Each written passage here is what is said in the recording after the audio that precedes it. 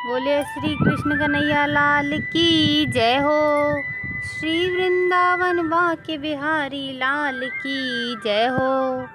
सभी भक्तों को राधे राधे। आज हम पढ़ेंगे भगवत गीता के दूसरे अध्याय का 40वां श्लोक। चलिए शुरू करते हैं। अभी तक चैनल को सब्सक्राइब नहीं किया है तो चैनल को सब्सक्राइब कर बेल आइकन पे प्रेस करें ताकि आने वाली वीडियो की नोटिफिकेशन आपको मिलती रहे। रोज़ शाम 7 बजे भगवत गीता पाठ प्रारंभ होता है।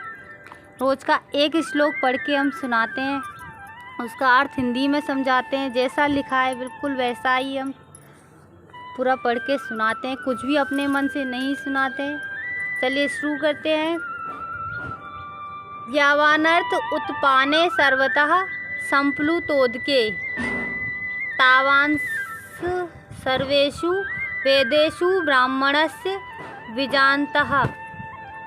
एक छोटे से कूप का सारा कार्य एक विशाल जलाशय से तुरंत पूरा हो जाता है, इसी प्रकार वेदों के आंतरिक तात्पर्य जानने वाले को उनके सारे प्रयोजन सिद्ध हो जाते हैं। तात्पर्य वेदों के कर्मकांड विभाग में वर्णित अनुष्ठानों एवं यज्ञों का ध्येय आत्म साक्षात्कार के क्रमिक विकास को प्रोत्साहित करना है और आत्म साक्षात्कार का ध्येय भगवत गीता के 15वें अध्याय में इस प्रकार स्पष्ट किया गया है। वेद अध्ययन का ध्येय जगत के आदि कारण भगवान कृष्ण को जानना है। अतः आत्म साक्षात्कार का अर्थ है कृष्ण को तथा उनके साथ अपने शाश्वत संबंध को समझना। कृष्ण के साथ जीवों के संबंध का भी उल्लेख भगवत गीता के 15वें अध्याय में ही हुआ है। जीवनात्माएं भगवान के अंश स्वरूप हैं, अतः प्रत्येक जीव द्वारा कृष्ण भावनामृत को जागृत करना वैदिक ज्ञान की सर्वोच्च पूर्णावस्था है। श्रीमद् भागवत में इसकी पुष्टि इस प्रकार हुई है। अहो बत अस्पचोतो गरियान यज्ञ वर्तते नाम तुभ्यसम ते पुस्त पस्ते जुहुवुः शस्त्रुरार्या ब्रह्मानुचूर्णाम गृह्णान्ति ये ते।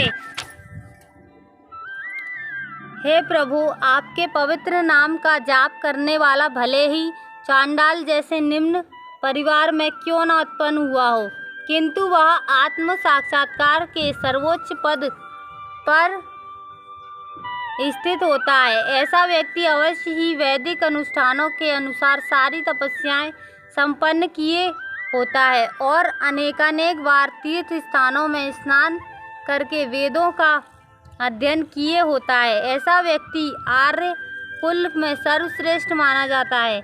अतः मनुष्य को इतना बुद्धिमान तो होना ही चाहिए कि केवल अनुष्ठानों के प्रति आसक्त न रहकर वेदों के उद्देश्य को समझे और अधिकाधिक इंद्रिय तृप्ति के लिए ही स्वर्ग लोक जाने की कामना न करे।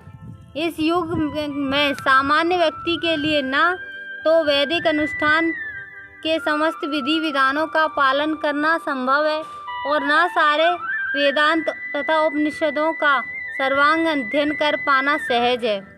वेदों के उद्देश्य को संपन्न करने के लिए प्रचुर समय, शक्ति, ज्ञान तथा साधन की आवश्यकता होती है।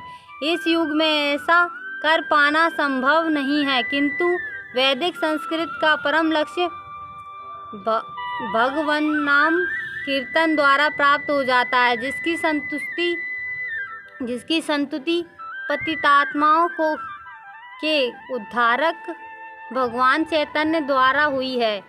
जब चैतन्य से महान वैदिक पंडित प्रकाशानंद सरस्वती ने पूछा कि आप वेदांत दर्शन का अध्ययन ना करके एक भावुक की भांति पवित्र नाम का कीर्तन क्यों करते हैं, तो उन्होंने उत्तर दिया कि मेरे गुरु ने मुझे बड़ा मूर्ख समझकर भगवान कृष्ण के नाम का कीर्तन करने की आज्ञा दी।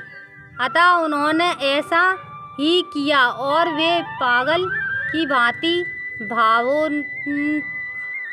भावोन्मत्त हो गए। इस कलयुग में अधिकांश जनता मूर्ख है और वेदांत दर्शन समझ पाने के लिए पर्याप्त शिक्षित नहीं है। वेदांत दर्शन के परम उद्देश्य की पूर्ति भगवान के पवित्र नाम का कीर्तन करने से हो जाती है। वेदांत वैदिक ज्ञान की पराकाष्ठा है और वेदांत दर्शन के प्रणेता तथा ज्ञाता भगवान कृष्ण हैं। सबसे बड़ा वेदांती तो वह महात्मा है जो भगवान के पवित्र नाम का जप करने में आनंद लेता है। संपूर्ण वैदिक रहस्यमयवाद का यही चरम उद्देश्य है। कल पढ़ेंगे 47वां श्लोक इसी समय इसी चैनल पे। जब तक के लिए सभी को राधे राधे और जय राम जी की।